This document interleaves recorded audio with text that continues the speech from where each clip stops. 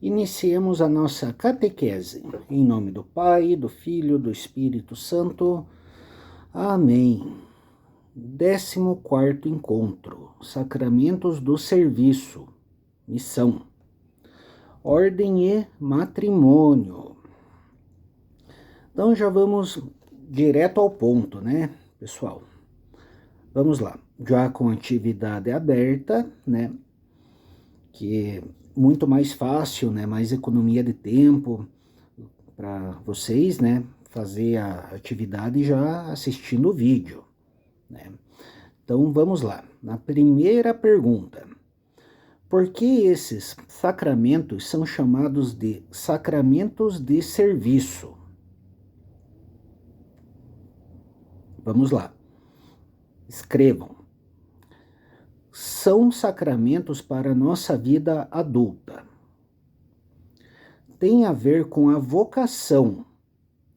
Os que vão casar e constituir uma família, e os que vão consagrar sua vida para uma vida sacerdotal.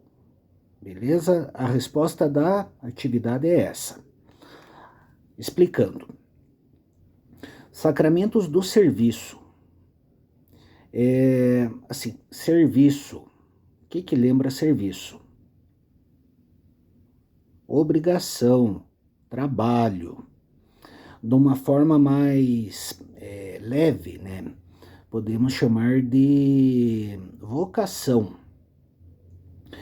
Quando a gente fica adulto, né, a gente procura um serviço que a gente consiga fazer ele da melhor forma possível, né? Por exemplo, se eu sou bom em cálculos, se eu sou bom em matemática, obviamente eu vou atrás de um emprego, de uma profissão, né, que eu use essa minha habilidade com cálculos. Se eu sinto uma vontade por medicina, né, obviamente eu vou atrás de um emprego, né, de um curso, primeiro, né, que eu consiga desempenhar melhor essa minha função, né, para eu depois ser um enfermeiro, ser um médico, um dentista, alguma coisa a ver com medicina, né. Na igreja tem duas opções, ou é sacerdote ou é um vocacionado leigo, é assim que chama, né? Um vocacionado sacerdotal ou vocacionado leigo, que daí se expande para qualquer outra vocação, qualquer outro serviço, né? E independente, ou tanto sacerdote ou quanto leigo, né? A igreja abençoa a escolha. No caso, matrimônio, né? É para constituir família. No caso de sacerdote, é para virar padre. Ok? Então a explicação é essa, né? Tem a ver com vocação. Número 2. Como é o sacramento da ordem? Essa é a pergunta. Resposta. A nomeação dos sacerdotes começou com Jesus, que é o único sacerdote. Ele impôs as mãos sobre os primeiros apóstolos e os ordenou sacerdotes. E isso vem ocorrendo até hoje por meio dos bispos. O ministro, ou seja, o sacerdote ordenado, carrega consigo a presença do próprio Jesus. Ponto. A resposta é essa. Explicando agora. Sacramento da ordem. Como é o sacramento da ordem? Jesus, eu falo aqui, né? Jesus, ele é o único sacerdote. Então, o padre só é sacerdote, né, pela graça de Jesus, pela imposição das mãos que começou lá com Jesus. Então, Jesus chamou os 12 apóstolos, né, impôs as mãos e assim os ordenou sacerdotes. Aí que começou. Esses apóstolos foram nomeando mais sacerdotes. né, de 12 passou para 72, de 72 passou para mais uma bordoada e assim por diante. Eu falo aqui essa seguinte frase: e isso vem ocorrendo até hoje por meio dos bispos. Por que bispos? Um padre normal, né, um padre de qualquer igreja, ele não pode fazer um novo padre, mas o bispo pode, só o bispo. Entenderam? Só o bispo pode impor a mão para uma pessoa, para um aspirante a padre, e assim o ordenar padre. Um padre não pode fazer outro padre. Essa que é a lógica da igreja. Então, o sacramento da ordem é dessa forma. Terceira, como é dividida a ordenação? Resposta: diaconato, presbiterado e episcopado. Vocês vão escrever somente isso. Agora deixa eu explicar cada coisa. Diaconato. Quando alguém decide ser padre, ele começa primeiro virando diácono, né? E no diácono existe o diácono permanente e existe o diácono que não é permanente. O permanente, ele pode fazer algumas celebrações, né? E pode casar. Né? Na nossa paróquia, né, temos alguns diáconos permanentes, né, e dá para perceber que eles têm família, têm filhos, filha, tem mulher, né, e tem uma vida íntegra, né. E o diácono não permanente é aquele que vai ser diácono por um período de tempo e posteriormente ele vai se tornar padre, presbiterado, né. E de padre, ele pode se tornar bispo, que daí é um pouquinho mais difícil, é um pouquinho mais selecionado, né? Não é todo padre que vai virar bispo, que daí depende da necessidade de cada lugar. Pode ser que num lugar necessite de mais bispos, né? Como pode ter lugar que pode se virar muito bem sem um bispo, né? Por exemplo, Castro. Castro não tem uma diocese de Castro. A diocese de Ponta Grossa que cuida das paróquias e capelas de Castro. Entenderam? Então o nosso bispo Dom Sérgio, né, consegue se virar assim, muito bem cuidando da nossa cidade e de outras cidadezinhas menores, né? E ele pode ordenar, só o nosso Dom Sérgio que pode ordenar tanto diácono quanto padres. Beleza? Quarta pergunta. Qual é o fundamento do matrimônio?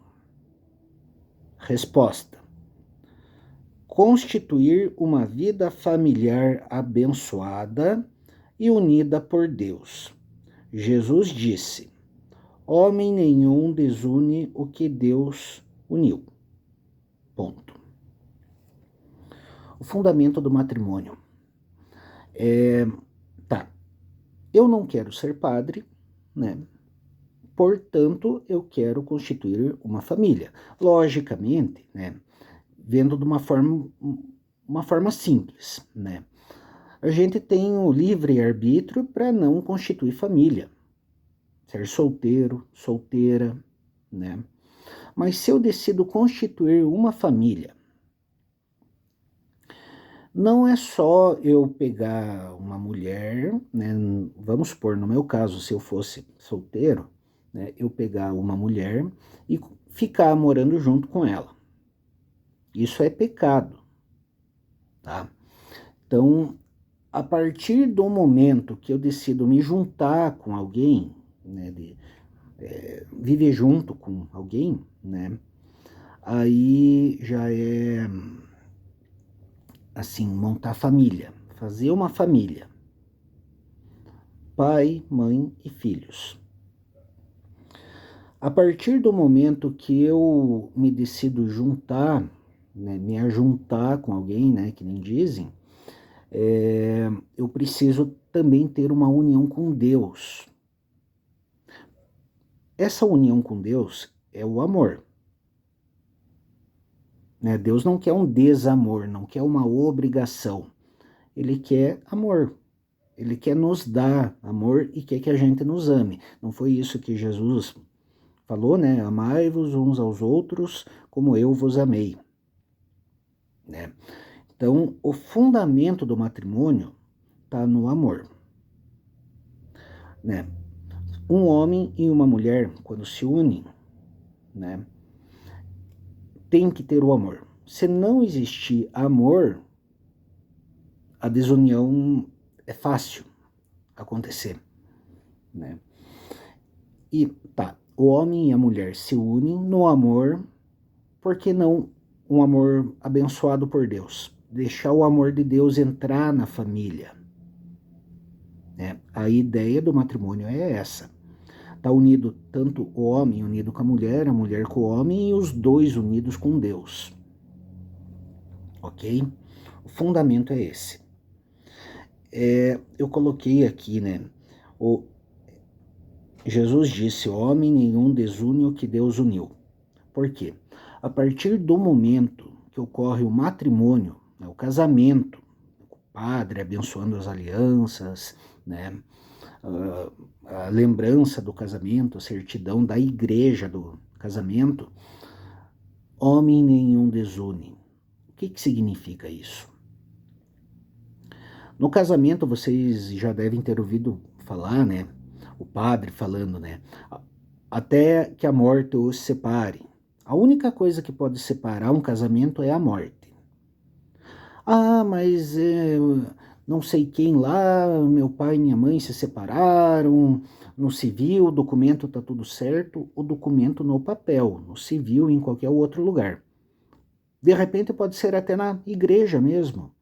Tem casos de mandarem fazer um processo, mandarem para o Papa carimbar com o anel dele lá, né, vir o processo ali, né, não, pode se separar e tal, né,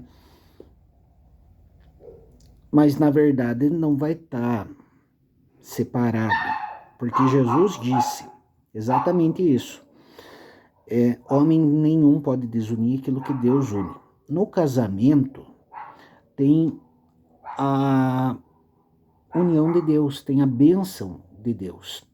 A partir do momento que Deus reconhece o casal, o homem, a mulher, família, matrimônio, não pode descasar. Pode descasar num civil, numa outra igreja qualquer, né? Mas na nossa igreja católica não existe uma separação. Quando acontece uma separação, a igreja não reconhece essa separação. Na igreja, eles vão estar casados até que a morte os separe. Aí que mora o perigo da coisa. Porque se o casal se separa no civil e na igreja não, a igreja não vai reconhecer, se esse casal separado, um deles ou os dois, forem para uma segunda união, eles vão estar cometendo adultério, que é um pecado mortal. Entendeu? Então, a igreja católica é muito rígida, porque lá na igreja, não sei das quantas, lá reconhece a segunda união e o católico não. É porque nós católicos não queremos pecados. Não queremos dar corda para o pecado, né? Porque pecar todo mundo peca, infelizmente, né? É a natureza humana. Mas os católicos, nós católicos, não queremos dar corda para o pecado. Entenderam? Então, por isso que é um assunto muito delicado esse negócio de separação, né? Mais delicado ainda, né? Claro, vocês precisam saber para que quando vocês cheguem na vida adulta, vocês lembrem de tudo isso que a gente está comentando aqui, para vocês saberem, né? Terem uma consciência quando vocês forem formar a família de vocês, ou para quando vocês quiserem seguir uma carreira, talvez sacerdotal, né? Uma carreira religiosa, sintam uma vocação religiosa, para vocês terem uma consciência boa do que vocês vão fazer na vida de vocês, ok? Então vamos lá. Quinto, o que é necessário para que haja um matrimônio? Acabei de falar, né? O desejo de constituir uma família. Vocês escrevem exatamente isso. Tem mais aqui. Amor entre o homem e a mulher e a bênção de Deus, através do reconhecimento da igreja. Não existe separação aos olhos de Deus. O único jeito de separar um casal é com a morte. Então, eu já expliquei tudo isso na pergunta anterior. Ok, pessoal? Aí, vocês notaram que na atividade, bem no finalzinho, eu deixei ali uma aspas abrindo, uma aspas fechando e um espaço. Coloquei um monte de underlines ali e fiz uma linha aleatória. Eu quero que vocês escrevam ali. Uma prova de que vocês viram o vídeo até o final. Frase. A família é o projeto de Deus. Escrevam isso entre essas aspas aí. Porque foi um padre muito sábio que me falou isso quando eu fui pedir o batismo do meu filho, né?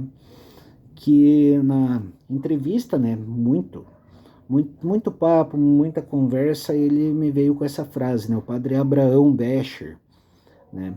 A família é o projeto de Deus. Deus é amor e quer amor para todos nós. Ok, pessoal? Fiquem com Deus. O encontro foi mais curto hoje. Estamos na reta final. Perseverem, façam as atividades e me mandem na data, ok? Beleza, pessoal? Paz e bem.